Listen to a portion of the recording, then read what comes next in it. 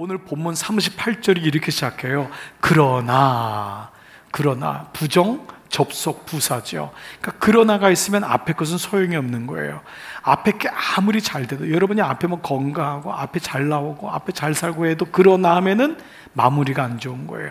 그러나 반면 앞에 고난이 있고 힘들었지만 그러나라면 뭐예요? 결과는 좋은 거예요. 그러면 오늘 39편은 뭐예요? 앞에가 너무 좋거든요. 그런데 마지막 세 번째 단락이 그러나가 나오면 뭐예요? 이게 중간에 뭔 일이 있었구나. 하나님이 버리신 거예요. 자, 그래서 그 말씀이 뭐냐 하면 38절, 주께서 주의 기름 부음 받은 자, 이건 뭐냐 하면 다윗의 후손들이에요. 여러분의 자손들, 손주들에게 그에게 그들을 놓아사 물리치셔서 버리셨습니다. 그들을 버리셨대요. 그리고 뭐죠? 주의 종의 언약을 미워하사 그의 관을 땅에 던져, 그의 영광의 관을 땅에 던져 욕되게 하셨으며 그의 모든 울타리를 파괴하시며 그 요새 안전하다고 생각했던 것을 무너뜨리신다라는 거예요.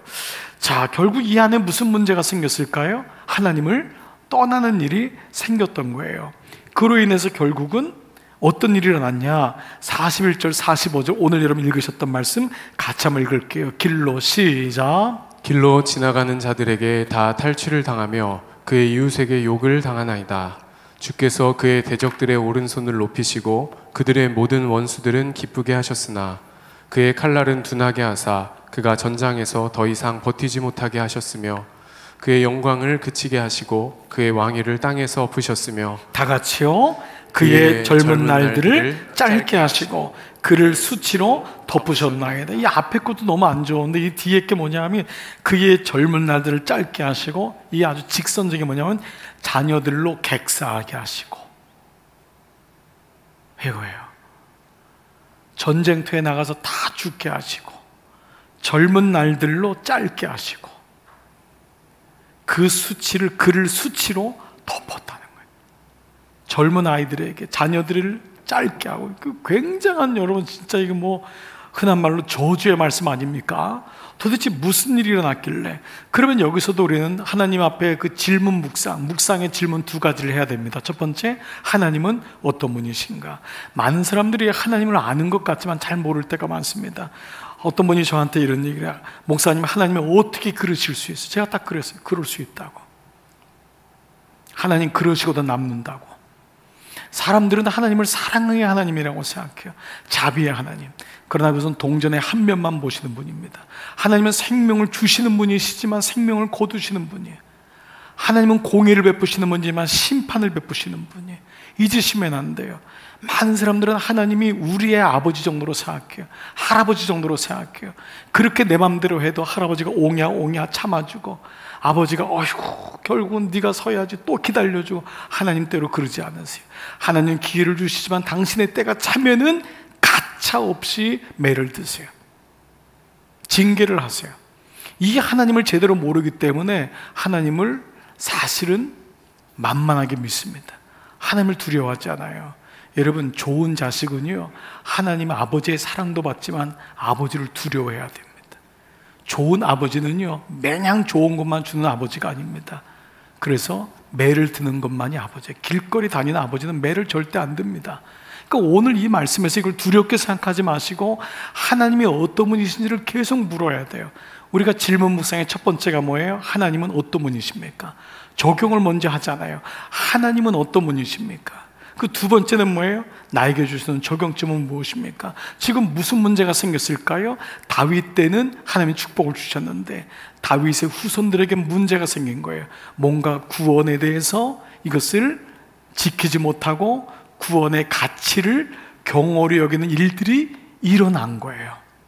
하나님이 다윗에게 언약을 베푸셨는데 그 언약을 자손들이 보니까 뭐 보이지도 않는데 무슨 언약이야, 그냥 교회 나가 줄게요.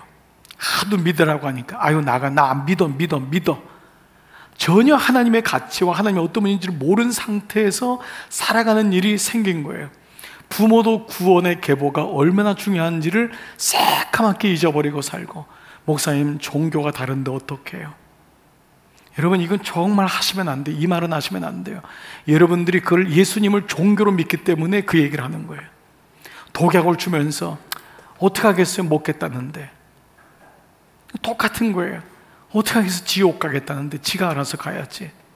여러분, 그런데 좋은 대학 보내려고 그렇게 난리시잖아요. 애 집 사주려고 그렇게 여러분 희생하시잖아요. 근데 이 믿음이 지금 끊긴 거예요. 나에게 적용되는 건 뭐예요? 구원의 가치를 잃어버리고 여기에 대해서 사실은 만홀히 여긴 거예요. 이 모습을 여러분 부닥치셔야 돼요. 여기서 이것을 내 모습을 보지 못하면 안 돼요. 자, 그런데 이 본문 속에서 어제 말씀에 도대체 어떤 일이 일어났느냐? 다윗에게 어떻게 하나님 축복을 주셨냐? 27절이에요. 내가 다 같이 시작. 내가 또 그를 장자로 삼고 세상 왕들에게 지존자가 되게 하며. 여기 장자라는 것은 뭐죠? 그는 장자가 아니잖아요. 그를 구원의 계보를 잇는 사람으로 세우셨다는 거예요. 하나님이 그에게 구원의 씨를 주신 거예요. 아브라함과 다윗의 자손 예수 그리스도의 계보라. 하나님이 다윗에게 메시아를 나올 수 있는 구원의 씨를 주심으로 구원의 계보가 흐르게 하셨다는 거예요. 그것이 장자라는 거예요. 이건 맏아들인 상속권을 주신 거예요.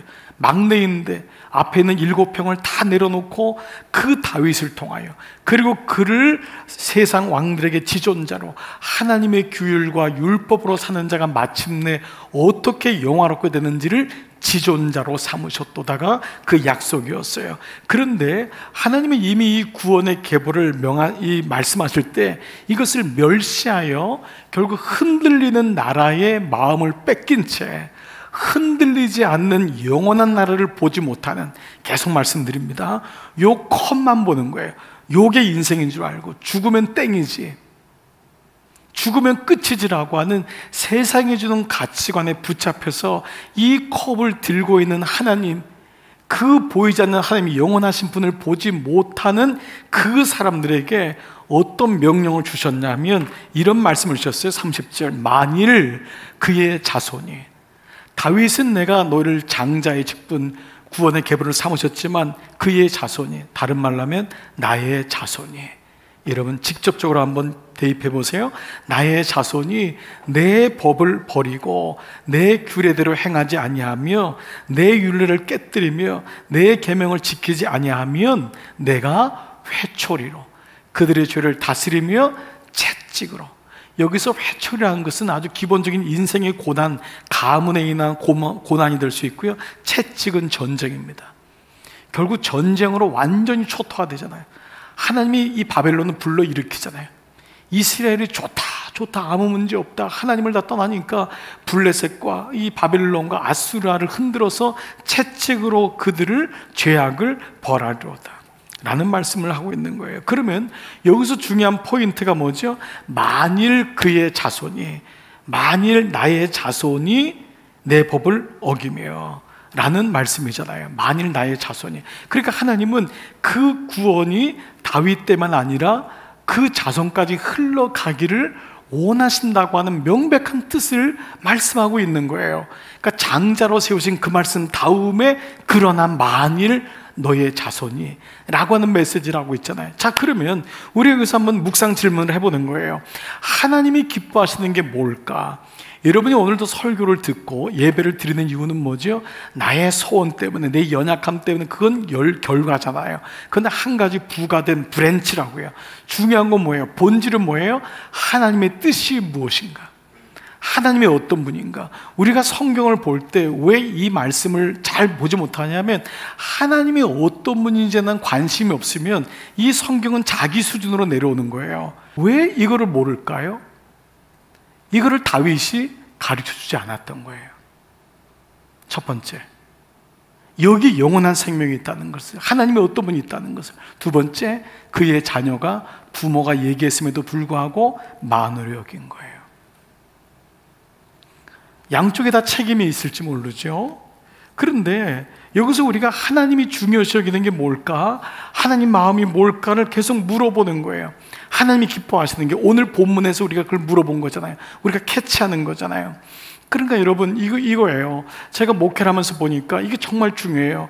눈치가 없어서 구원을 받지 못하는 분이 있다라는 거예요. 이게 말은 어폐가 있을지 모르죠. 예수를 믿지 않아서 구원을 못 받아야 되는데 눈치가 없어서 예수를 못 믿는 거예요. 그런데 눈치만 있어도 예수를 잘 믿더라고요. 구약의 출애굽할 때 여러분 아시죠?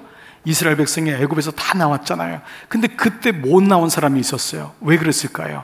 광고를 못 들었대요. 나가자고 하는, 나가자 계속 그랬잖아요. 그리고 문설주다 피 바르고 했잖아요. 그런데도 눈치가 없으니까 뭐 하는 거지? 그 눈치가 없는 거예요. 지금 공동체가 지금 다 나가자고 하는데 광고를 못 들으니까 거기 지금도 애굽에 그 사람이 지금 남아있잖아요. 여러분, 이유가 있는 거예요. 눈치가 있어야 돼요. 여러분, 그래서 이 하나님을 향한 눈치가 없는 사람을 가리켜서 영치라고 합니다. 영치가 의외로 많아요. 눈치가 없어요. 근데 여러분, 삶에도 똑같습니다. 보면요, 사람 살아가는 게 별게 아니더라고요. 눈치 하나만 있어도 여러분 천냥빚을 갚아요. 말 한마디 천냥빚 갚는 거예요. 그 사람을 편하게 해주는 사람은요, 눈치가 있는 거예요. 이게 뭐 워낙 내 성격이 워낙 이래서 그건 천만에 그건 거짓말이에요. 그건 자기가 자기 중심으로 살아가겠다는 거예요. 사람은요, 필히 그 사람을 존경하고 사랑하면요, 그 사람 마음에 들도록 행동하게 돼 있어요. 말도 그렇게 해주고요. 그러면서 꺼내는 거예요. 그러면서 그 마음을 전달하는 거예요. 여러분, 부부간에도 보세요. 부부간에 돈 때문에 싸우는 것 같으세요? 자녀 때문에요? 아니에요. 부부가 눈치가 없어서 그래요. 남편이 눈치가 없으니까요, 말을 막 해요. 아내가 맛있는 거 해주고 싶다가도 그냥 그만두고 싶어. 정말 오는 말이 고와야 가는 말이 곱지. 눈치가 없어요. 그래서 여러분, 정말 60 넘고 하면 어떻게 하시려고 그러세요? 아멘도 안 하시는 거 보세요. 눈치가 있어야 돼요. 아내도요, 지혜로운 사람은 눈치가 있어야 돼요. 눈치가 있는 분이 남편의 마음을 잘 보담아줘요. 예. 제가 몇 번 말씀드리잖아요. 못 하나 박는데, 당신은 그걸도 눈이라고 있냐고, 그것도 못 박냐고. 그러면 남자는 그냥 망치 던지고 싶다니까요. 네가 박아라. 그거 끝나요. 근데 당신은 어떻게 이렇게 잘 박냐고. 온 아파트 다 박는다니까, 돌아다니면서. 이게 아무것도 아닌데요, 눈치예요. 여러분, 부모는요, 자녀 눈치를 보는 거예요. 부모가요, 지혜로운 사람은 자녀 눈치를 봐줘. 얘가 어디가 아픈지, 어디가 힘든지. 동시에요, 좋은 자녀는 딴 게 없더라고요. 좋은 대학 나왔다고요? 좋은 직장 갔다고요? 천만에요. 부모의 눈치를 잘 읽는 사람이 좋은 자녀예요. 우리 엄마가 어떨까? 얼마나 아플까? 우리 아빠가 저렇게 얘기 안 해도 얼마나 힘들까? 그게 좋은 자녀예요. 좋은 며느리는요, 딴 게 없어요. 시아버지, 시어머니 눈치 보는 거예요. 근데 그게 여러분 안 좋은 의미가 아니라니까요. 나는 눈치 안 보고 살 거야. 그 차원이 아니에요. 영적인 것으로 회복해 보세요. 대입해 보세요.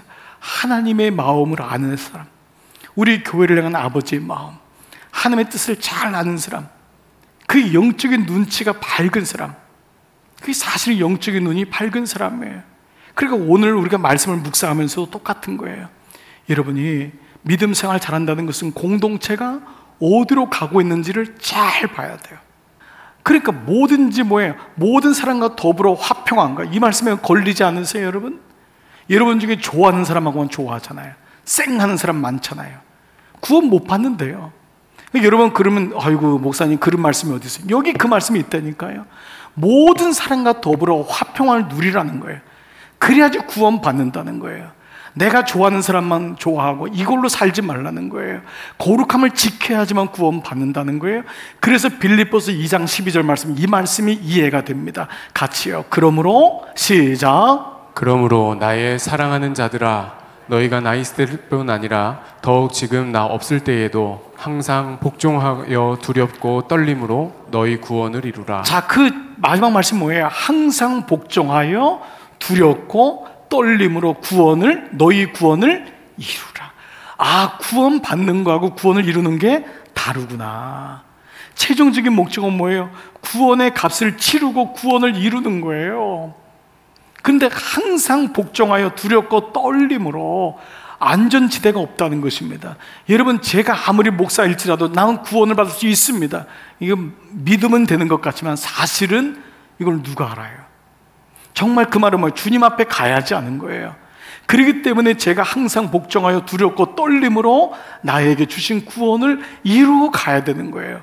구원을 받은 것으로 만족하니까 그것으로 나는 괜찮다. 그래서 옳은 교리 안에서 멸망받을 수 있는 사람이 있다는 거예요. 오늘 교회 안에 너무 많은 거예요. 교회 나오니까, 모태신앙이니까, 난 예수님 믿는다고 고백했으니까 여러분의 구원이 안전하세요? 천만에요.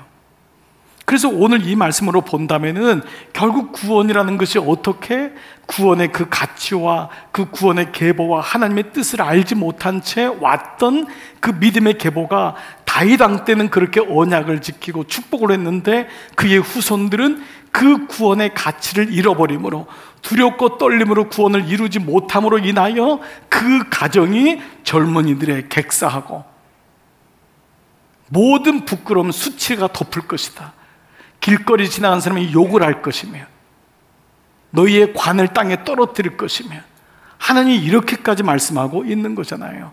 그러면 구원을 이루라는 것은 어떤 의미일까요? 내가 나와서 예수 잘 믿고 열심히 살면 되는 거지, 정직하게 살면 되는 거지? 아니에요. 이거는 일반적으로 종교예요. 종교는 그렇게 사는 거예요.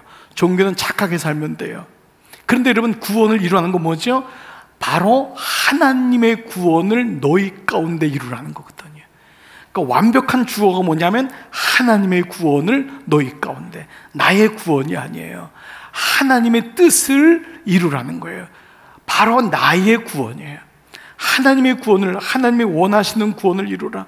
그러면 오늘 본문을 통해 보는 하나님의 구원, 하나님 마음이 뭐예요?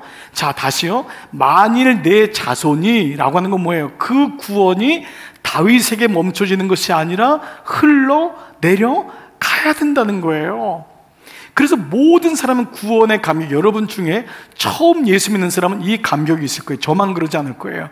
여러분 중에 모태신앙은 이게 아래에서 위로 올라가기 때문에 잘 모를 수 있는데, 처음 첫 번째 씨가 된 사람에게 모든 사람 시키지도 않았는데 오는 마음이 뭐냐면 나 혼자 구원받는 걸 견딜 수가 없는 거예요. 왜냐하면 구원이 확실하게 있으니까. 우리 어머니 지옥 가는데, 우리 아버지 지옥 가는데 그 구원을 견딜 수 없어서 그 구원이 나에게서 멈춰지지 않는 거예요. 모든 구원받은 사람에게 오는 아버지의 동일한 마음인 거예요. 만일 내 자손이, 이 말이 뭐예요? 구원의 계보가 흘러내려가야 되는데 멈춰진 거예요.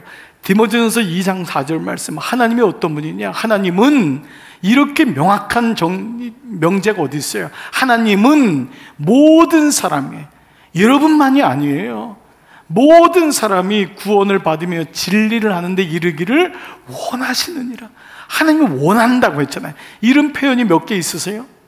구원에 대한 표현밖에 없잖아요. 하나님이 원하는 게 있어요. 여러분, 내가 원하는 한 가지, 주님의 기쁨이 되는 것. 그러면 주님이 원하는 한 가지 뭐예요? 모든 믿음의 계보가 모든 사람이 구원을 받고 모든 사람이 진리를 하는데 이르기를 원하시느니라. 근데 왜 이게 안 될까요? 우리는 요거만 보기 때문에. 요거만 보기 때문에. 이거만 보니까 영혼이라는 단어가 없어지는 거예요. 일주일에 한 번만 영혼만 생각하고 6일은 현실만 생각하니까 영혼이라는 단어가 우리에게 오지 않는 거예요. 그러니까 여러분, 우리가 그리스도 안에서 이 땅에 소망을 가진 자는 더욱 불쌍한 자니라. 그것이 전부라면 더욱 불쌍한 자니라.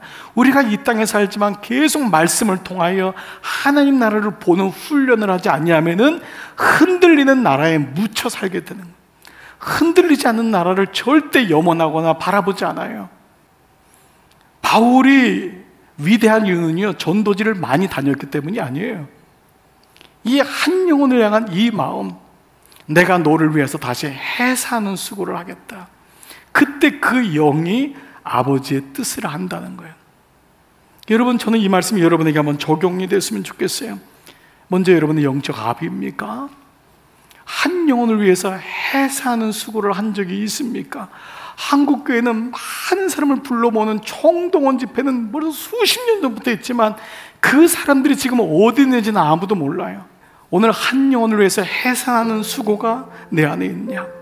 다른 말로 좀 직접적으로 하면요, 하나님은 여러분이 어떤 일을 했냐? 어떤 직장을 가졌냐? 직위를 가졌냐? 돈이 많냐? 없냐? 자식이 어떠냐? 별 관심이 없어요.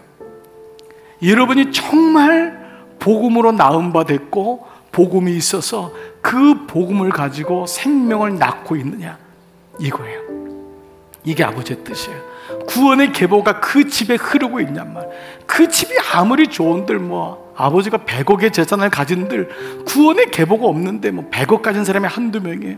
여러분 까놓고 한번 보세요. 좋은 대학 나온 사람이 한두 명이에요. 아니 까놓고 보세요. 의사가 한두 명이에요. 하버드 나온 사람이 한두 명이에요. 검사가 한두 명이에요. 국회의원이 한두 명이에요. 그 중에 예수 믿는, 정말 하나님 앞에 복음으로 낳고 하나님을 두려워하고 떠는 의사가, 떠는 검사가, 떠는 CEO가 있어야 되잖아요. 그 사람이 하나님 앞에 쓰는 거지. 그 사람이 쥐기 때문에, 직장 때문에 여러분이 그 사람을 괜찮다고 생각하세요? 아니라고요. 믿음의 눈으로 보지 않고 흔들리는 나라로 살았던 내 모습, 그렇기 때문에 영적인 재생산이 이루어지지 못하는 거예요. 오늘 듣는 여러분에게 소원이 있습니다.